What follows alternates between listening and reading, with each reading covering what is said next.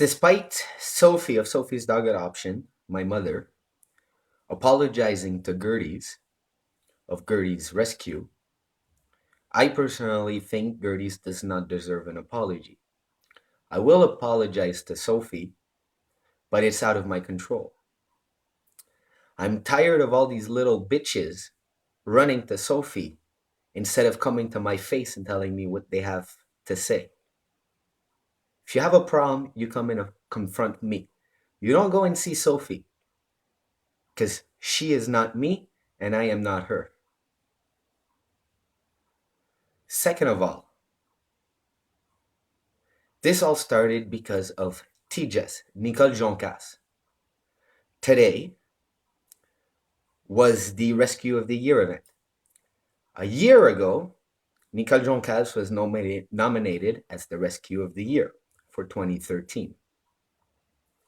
Despite the fact that she's been a well-known hoarder, animal abuser,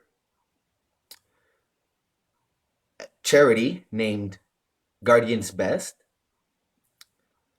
which is sponsored by the Montreal Dog Blog, gave $2,000 to a known hoarder and animal abuser. Now, not to mix apples and oranges, Guardian's Best, that was their strike one. As for Montreal Dog Blog, this is their strike number 2. They supported Rescue Inc., which turned out to be a fraudulent organization. After the TV show ended, the original founders of Rescue Inc. disbanded the organization. One of the remaining members who had incorporated rights to the name ended up using the name Rescue Inc. and opened a for-profit pound in New Jersey, Long Beach, New Jersey. That was their strike one with Montreal Dog Blog in terms of not doing their proper homework. Strike 2 was to even consider an Ontario rescue in a Quebec award to begin with, and especially one that's been known to be a hoarder. Now, Gerdy's rescue, Gertrude, comes up to Sophie and accuses me and my friends of writing on the internet that we were going to burn down Nicole Joncas's of Teja's. We were going to burn down her house and her barn. Now, it's a known fact that some of my acquaintances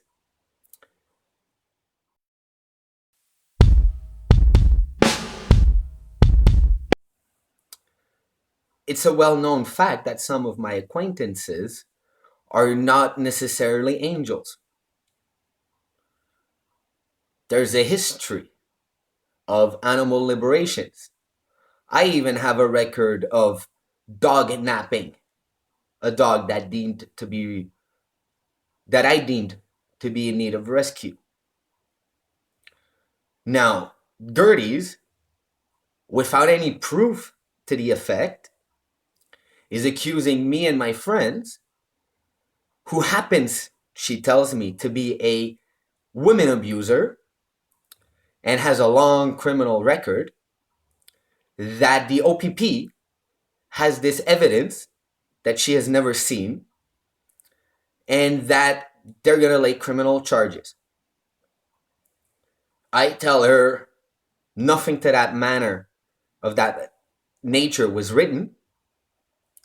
What I had personally written once was it would be a shame if her house and barn went up in flames because of her own actions,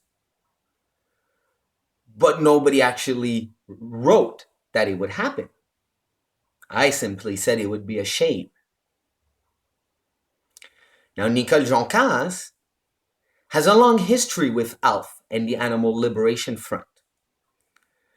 In the days of La Marche and Pinard, she tried to use the Animal Liberation Front to fundraise and to get support for her cause to close down La Machine Pinard. She claims to know Anne Berlin, who happens to be the alias behind the Animal Liberation Front. Now she cries that, oh my God, the activists are going to burn down my house and my barn. Now, why would the activists do that? That's because there's a serious problem within your own place, dear Nicole Joncas. When confronted by this so-called woman beater, she now claims, Gerdy's, that she never saw this proof. She's going on hearsay. However, at the Rescue of the Year event, at every 5 minutes, she was in a different corner, Gerdy's that is, talking about me and my friends, how we would written on the internet that Nicole's barn would go up in flames. Now, if the OPP had this information, let me tell you, this animal women abuser, as you called him, has a history with animal liberation. He's got a record. He's on probation. Don't you think the OPP would be knocking down his house right now, opening his doors, and saying, get the hell back to wherever you came from? But they're not. I contacted the OPP about Nicole Joncas and Souman because they've been involved in theft.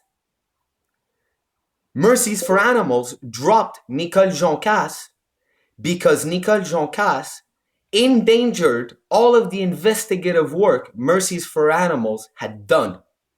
And they dropped her like a hot potato. There's a reason for that.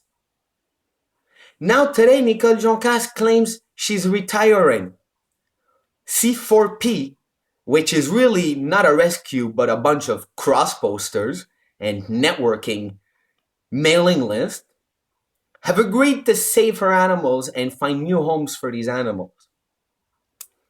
But for the last 5 years, the real animal activists have been trying to help Nicole Joncas, but she refuses to help. She wanted to profit off these animals because if she has animals that she's keeping for the rest of their lives, she can use that sad story to get a donation every year. SPCA Montérégie, Linda Robertson, does the same thing. So that's with Gerdy's. I told Gerdy's, as the conversation got heated up, she better have no skeletons in her closet because I am now going to dig and dig and dig. Gerdy's, who supports Nicole Joncas, so that means she's a hoarder enabler, has threatened to sue me if I uncover any skeletons and expose them. That tells me she has many skeletons to hide. Let's start with the fact that she was on the board of directors for the Montreal SPCA. Let's go about the fact that about 7 years ago, Sophie's dog adoption, Gerdy's, among other rescues, had rescued some dogs from Lebanon, which was from an organization called Beirut Animal Protection, such as PETA. And on a December 24th evening, Gerdy's calls up Sophie and says that this one dog she had rescued bit her foster home, and that if Sophie didn't go and get this dog from the foster home on a December Christmas Eve, that Gerdy's would have to send this dog to the vet to be euthanized. Now, this is a dog that the people in Lebanon had already warned Gerdy's that this was a difficult little bitey shithead, as we would call it. Gerdy's placed this dog in the wrong foster home and wanted Sophie to go and get this dog at like 10 o'clock at night on a Christmas Eve. That's not rescuing. That's rescuing for the story, the fundraising capabilities of rescuing. As you'll see in a lot of Gerdy's cases, they're all sad, weeping stories. But you will also see that she protects the animal abusers, the hoarders, and whatnot. Now, Gerdy's tells me, why did I show up to this event? I showed up, first of all, to cover the event. But secondly, I'm well known to cause this type of drama because I expose the truth, and a lot of people are not happy with the truth. So I tell Gerdy's that she should check in with Anne Gillibrand. I'm known to cause people to have heart attacks. So if she doesn't have any skeletons in there, she's got nothing to worry about. But she was getting up on her high horse, trying to defend herself. I confronted her on the fact that the courts issued Nicole Joncas for the theft as a consequence that Nicole Joncas had to pay $200 to a charity in the protection of animals, to the benefit of animal protection. Nicole Joncas chooses to make that donation to the Montreal SPCA. My sources confirm that the Montreal SPCA returned that $200 donation. Now, today, I've got an ex-CSPCA board member defending Nicole Joncas. Ooh, you've just piqued my interest, dear old lady.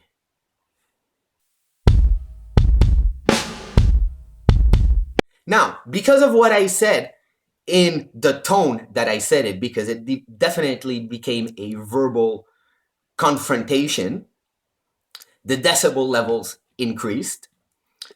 And Sean Bernard from K911, who showed up in uniform when the two owners of K911 showed up in civilian clothing, comes all in my face and wants to fight. The fear on his face when I finally confronted him and told him, let's take it outside, the two others from K911 were pulling him away from me. I never realized how short the little shit was. But it made me think of one thing. And here is the shit about Sean Bernard.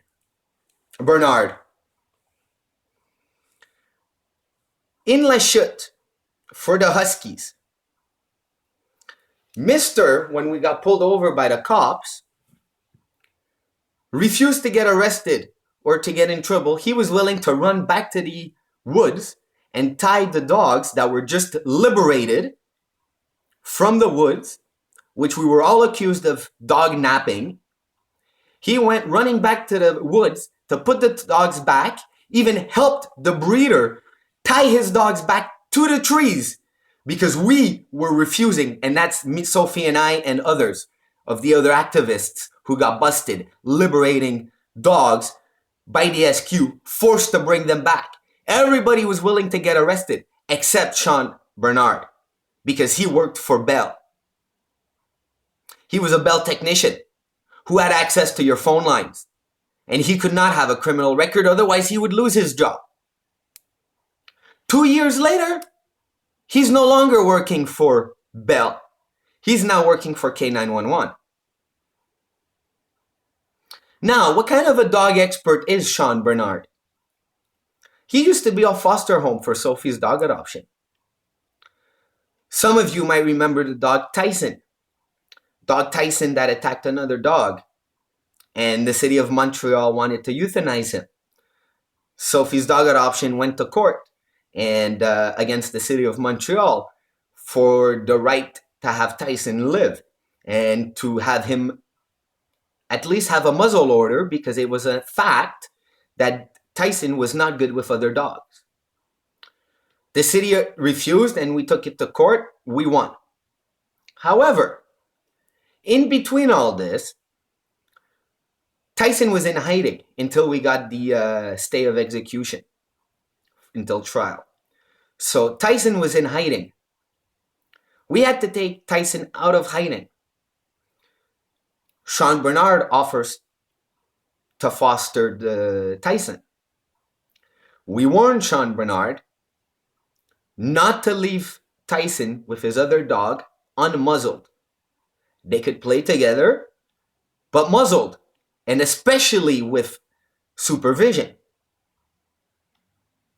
Turns out he leaves both of them unsupervised and Tyson without a muzzle. What do you think happened?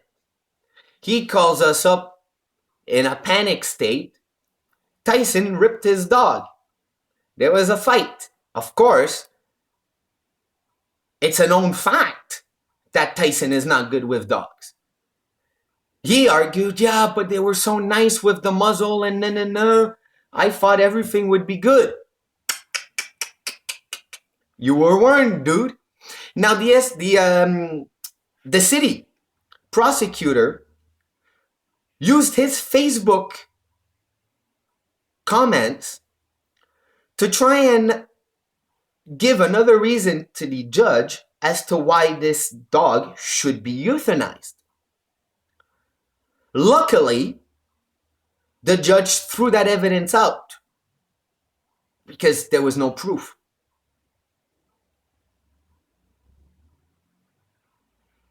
But the city was right about his version of events. But whose fault was it? He was warned. He didn't listen.